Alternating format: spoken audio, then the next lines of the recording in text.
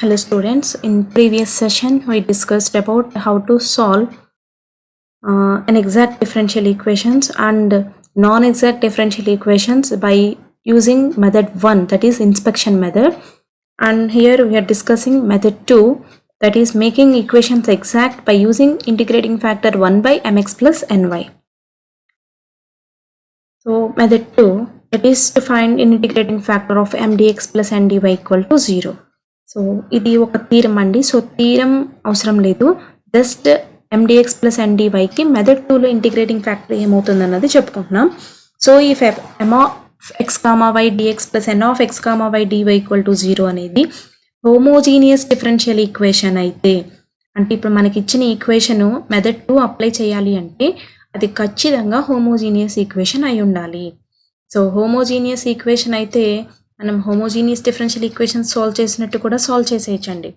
So homogeneous differential equations solve చేయడం y equal to vx తీసుకోవడం ఇదంతా కొంచెం ప్రొసీజర్ ఎక్కువ కాబట్టి దాన్ని సింప్లిఫై చేస్తూ వచ్చిన మెథడ్ ఇది. అంటే 1/mx ప్లస్ nyని ఇంటిగ్రేటింగ్ ఫ్యాక్టర్ కింద వాడడం వల్ల డైరెక్ట్గా ఈక్వేషన్ అనేది సాల్వ్ అయిపోతుంది.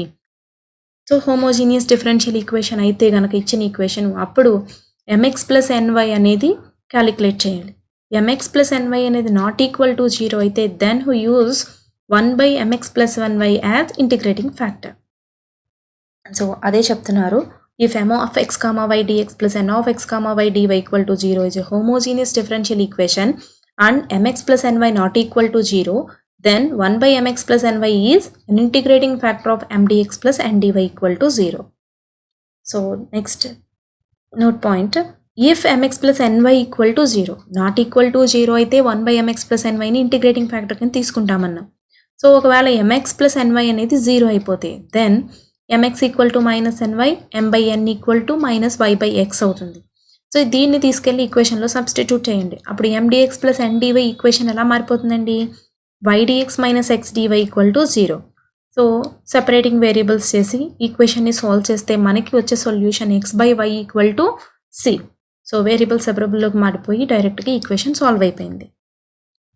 సో దీనికి వర్కింగ్ రూల్ చూద్దాం. Working rule to solve mdx plus ndy equal to 0. First ఇచ్చిన గివెన్ డిఫరెన్షియల్ ఈక్వేషన్ని రాసుకుంటాం. దాన్ని mdx plus ndy equal to 0 ఫామ్లో రాసుకుని ఈ ఈక్వేషన్తో కంపేర్ చేసి m వాల్యూ n వాల్యూ రాసుకుంటాం. రాసుకున్న తర్వాత ∂m/∂y, ∂n/∂x వాల్యూస్ కట్టి, so second step observe that ∂m/∂y not equal to ∂n/∂x. So రెండు వాల్యూస్ కనుక నాట్ ఈక్వల్ అయితే ఈక్వేషన్ 1 అనేది not exact. So equation 1 not exact అయితే ఇప్పుడు మనం ఇంకొకటి ఏం అబ్జర్వ్ చేయాలండి, ఇచ్చిన ఈక్వేషన్ హోమోజీనియస్ డిఫరెన్షియల్ ఈక్వేషన్ అవునా కాదా, అంటే దట్ ఈజ్ అందులో ఎగ్జిస్ట్ అయిన ఫంక్షన్స్ హోమోజీనియస్ ఫంక్షన్స్ అవునా కాదా. So observe m and n are homogeneous functions of same order. So next fourth step, so homogeneous function అయితే కనుక mx ప్లస్ ny క్యాలిక్యులేట్ చేస్తాం. So mx plus ny calculate చేస్తే అది not equal to 0 అవునా కదా check చేయాలండి. So and observe it mx plus ny not equal to 0. So coming to fifth step, then integrating factor. So integrating factor equal to 1/mx plus ny అనేది integrating factor అవుతుంది. Next ఈ integrating ఫ్యాక్టర్తో ఇచ్చిన equation 1ని multiply చేస్తాం. So multiply equation 1 with integrating factor, then equation 1 ఎలా మారిపోతుంది అంటున్నారు, ఎగ్జాక్ట్ డిఫరెన్షియల్ ఈక్వేషన్ కింద మారిపోతుంది. కొత్త డిఫరెన్షియల్ ఈక్వేషన్కి నేమింగ్ ఏం చేస్తున్నామండి, m1 dx plus n1 dy equal to 0. So ఇది ఎగ్జాక్ట్ అయ్యిందా లేదా కూడా చెక్ చేయాలండి మనం. అంటే మళ్ళీ m1 n1 రాసుకుని ∂m1/∂y, ∂n1/∂x క్యాలిక్యులేట్ చేస్తే ఆ రెండు ఈక్వల్ అయినప్పుడే ఇది ఎగ్జాక్ట్ ఈక్వేషన్ అవుతుంది. సో అప్పుడు దీన్ని ఎగ్జాక్ట్ ఈక్వేషన్ అంటాం. సో ఈ ఎగ్జాక్ట్ ఈక్వేషన్ని సాల్వ్ చేస్తే వచ్చేదే general solution. So that is the general solution of given differential equation అవుతుంది. ఎగ్జాంపుల్ చూద్దాం. Problem 1, solve x² y dx minus of x³ plus y³ dy equal to 0. So ఇచ్చిన given differential ఈక్వేషన్ని రాసుకున్నాం. ఇది already is of the form mdx plus ndy equal to 0. So comparing equation 1 with mdx plus ndy equal to 0. So compare చేసి m value ఎంత, n value ఎంత note down చేసుకున్నాం. So ∂m/∂y, so with respect to y partial differentiation చేసినప్పుడు x అనేది constant కింద treat చేస్తాం. So mకి yతో partial differentiation చేస్తున్నప్పుడు x² అనేది కాన్స్టెంట్ కాబట్టి yకి డిఫరెన్షియేషన్ అనేది 1. సో అంటే ∂m/∂y వాల్యూ x² అని వచ్చింది. So n value note down చేసుకున్నాం. ∂n/∂x క్యాలిక్యులేట్ చేస్తున్నాం. మైనస్ x క్యూబ్కి డిఫరెన్షియేషన్ 3x², y క్యూబ్కి with respect to x partial differentiation కాబట్టి 0 అయిపోయిందండి అది. సో మైనస్ 3x² అంటే ∂m/∂y is not equal to ∂n/∂x అని వచ్చింది. సో ఈక్వేషన్ 1 అనేది not exact equation. So not exact equation అయితే మనకిచ్చిన ఫంక్షను హోమోజీనియస్ ఫంక్షన్ అవునా కాదా చూడాలి. సో హోమోజీనియస్ ఫంక్షన్ అవునా కాదా చూడటము అంటే dy/dx equal to some f(x, y) కింద రాసుకుని some k⁻n into f(x, y) కింద రాసుకోగలుగుతున్నామా లేదా. సో దానికన్నా సింపుల్ మెథడ్ ఏంటంటే by checking the degree of the functions. So m dx కదండి equation. So m value x²y. So power ఎంత అండి, total power xకి 2, yకి 1, total 3. So అలాగే nలో పవర్ చూడండి, x³ + y³ 3 రెండు 3. సో ఇది కలపమండి, ఇది మల్టిప్లికేషన్లో లేదు. సో ఇది మొత్తం ఒకటే ఫంక్షన్ యొక్క పవర్ 3 మాత్రమే ఎగ్జిస్ట్ అయింది. సో రెండు కూడా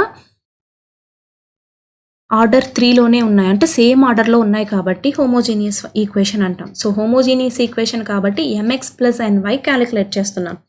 సో mx + ny క్యాలిక్యులేట్ చేస్తే x²y x minus x³ + y³ into y. So simplify చేయగానే -y⁴ వచ్చింది, which is not equal to 0. So integrating factor. So integrating factor equal to 1/mx + ny equal to -1/y⁴. So ఇప్పుడు ఈ integrating ఫ్యాక్టర్తో ఈక్వేషన్ని multiply చేయాలి. So multiplying equation 1 with integrating factor we get. So దాంతో multiply చేయగా మనకి equation 2 అనేది form అయింది. So ఈ ఈక్వేషన్ 2ని m1 dx + n1 dy equal to 0తో కంపేర్ చేస్తున్నాం. సో కంపేర్ చేసి m1 వాల్యూ ఎంత, n1 వాల్యూ ఎంత నోట్ డౌన్ చేసుకున్నాం. సో m1కి with respect to y differentiating చేస్తే విత్ రెస్పెక్ట్ టు y కాబట్టి x అనేది కాన్స్టెంట్ కాబట్టి x² అనేది కాన్స్టెంట్, 1/y³ -3/y⁴ అనేది differentiation. So minus into minus plus అయిపోయి 3x² అనేది ∂m1/∂y వాల్యూ వచ్చింది. సో అలాగే ∂n1/∂x.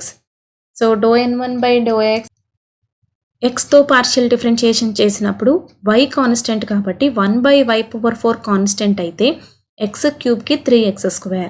సో 3x²/y⁴ అనేది ఫస్ట్ టర్మ్. సెకండ్ టర్మ్లో x వాల్యూస్ ఏం లేవు, y అనేది కాన్స్టెంట్ కాబట్టి అది మొత్తం 0. అంటే ∂n1/∂x వాల్యూ 3x²/y⁴ అని వచ్చింది. సో అంటే ∂m1/∂y ఈక్వల్ టు ∂n1/∂x అని వచ్చింది కాబట్టి ఈక్వేషన్ 2 అనేది ఎగ్జాక్ట్ ఈక్వేషన్ అయింది. సో ఎగ్జాక్ట్ ఈక్వేషన్ అయితే general solution formula integral m1 dx y constant plus terms of n1 not containing x n1 dy equal to c. So m1 value substitute చేసాము. అలాగే n1లో x లేని terms అంటే 1/y exist అయ్యిందండి. So 1/y రాసుకున్నాం. So -x²/y³, y constant కింద treat చేస్తాం కాబట్టి 1/y³ అనేది కాన్స్టెంట్. సో x²కి డిఫరెన్షియేషన్ x³/3. సో -x³/3y³ అనేది first term plus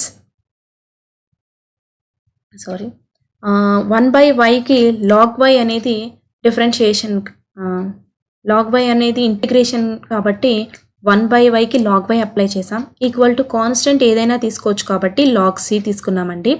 so x³/3y³ equal to log y/c. అంటే y equal to some x equal to log y అని ఉంటే e⁻x ఈక్వల్ టు y అని చెప్పి రాసుకుంటాం. సో ఇక్కడ కూడా e⁻x³/3y³ ఈక్వల్ టు y/c. అంటే y equal to ce⁻x³/3y³. This is the general solution for given differential equation.